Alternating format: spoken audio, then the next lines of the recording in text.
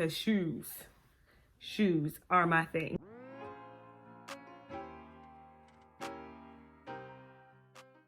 Hello everyone, welcome back to my channel, and to those who are first timers, welcome. I'm Virginia from Virginia, and from my heart to yours, I cover style, beauty, and sometimes hair.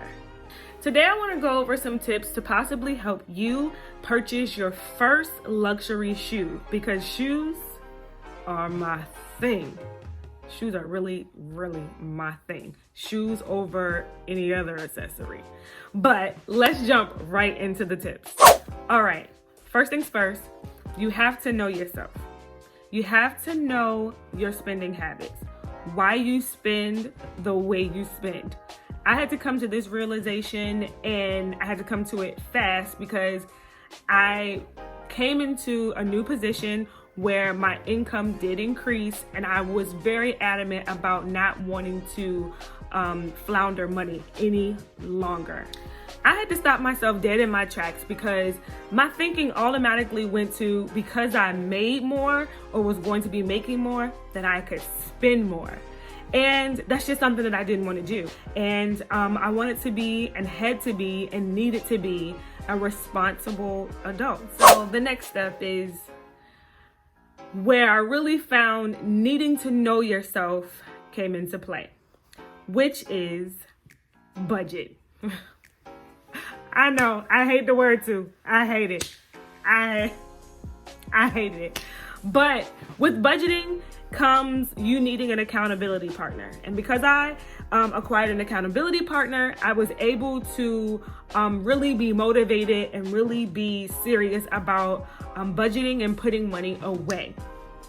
I picked a budget for myself. I found the Nerd Wallet, and I found the 50-30-20 way to save. And for right now, in this part of my psychological, financial unlearning and relearning, this is what works for me. For some odd reason, like, I have to feel like I have to see the money that I've made, and I guess for me that comes through buying things that I love or things that I feel like I need.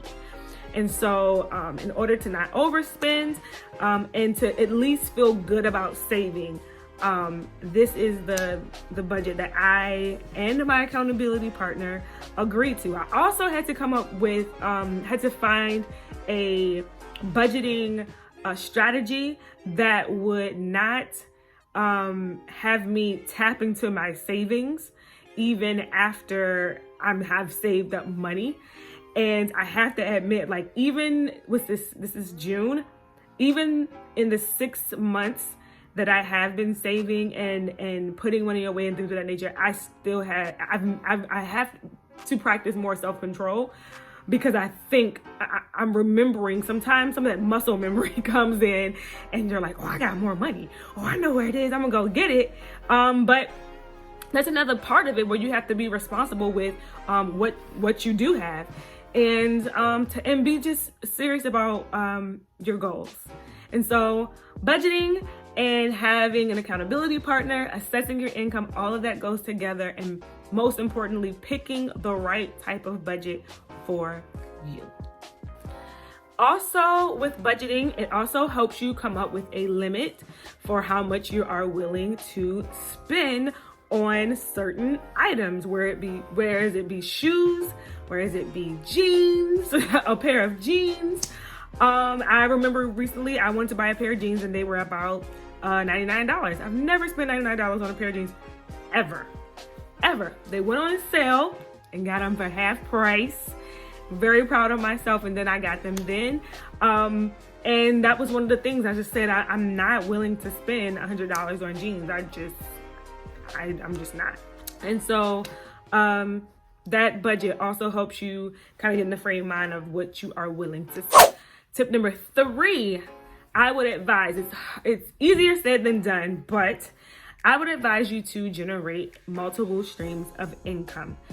However you do it, in college, I used to, I don't know if I can say this, assist people with their research papers, because I love writing. I love writing, and it came easy to me, and writing research papers and things of that nature was very easy to me. And so I was able, in a sense, people gifted me financially, financial gifts to help them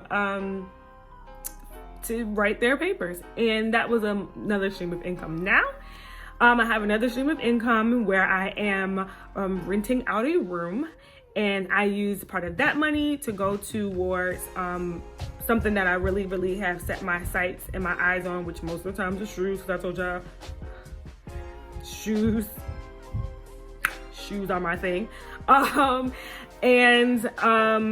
also helps me put a limit on how much I will buy luxury shoes, or any kind of shoes, or any item. But today we're talking about luxury shoes, and let's go on to the next shop, resale. And that's where all of my shoes have come from. By now, everyone is pretty hip to the online resale store that sells luxury items entitled The Real. And this is where I'm taking one step at a time. And this is where I have begun to purchase a lot of my luxury shoes. My first pair of luxury shoes, yes, and it was within my budget.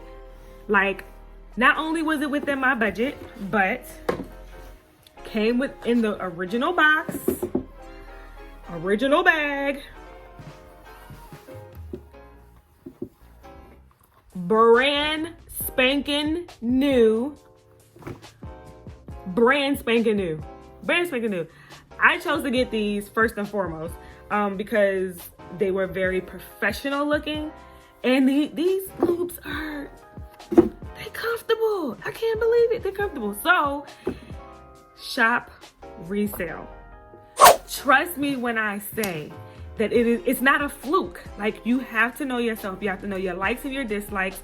One of the things that I realized that I wanted was that my luxury shoes to be neutral colors.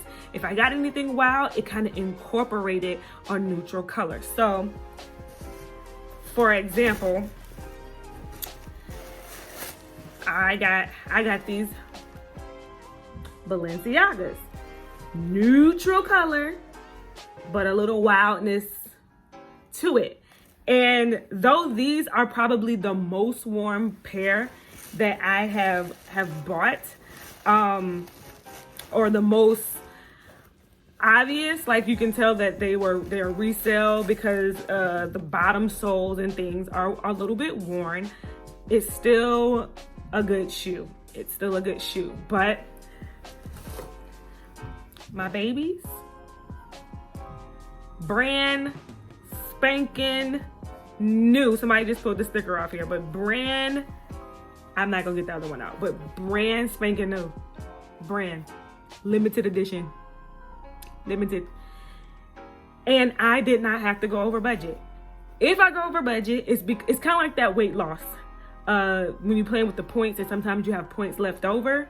If I've gone over budget, it's because I've had money left over from budgeting. Guys, we can do this. You can do this. You are not exempt from a life of nice things. And this might not even be that important to you, but for somehow, some way for me, the girly girl in me, I looked forward to be able to afford these types of products. And I'm really just glad, and I hope that these tips help you, as I know that they have helped me. And I'm telling y'all, I'm the worst budgeteer of them all.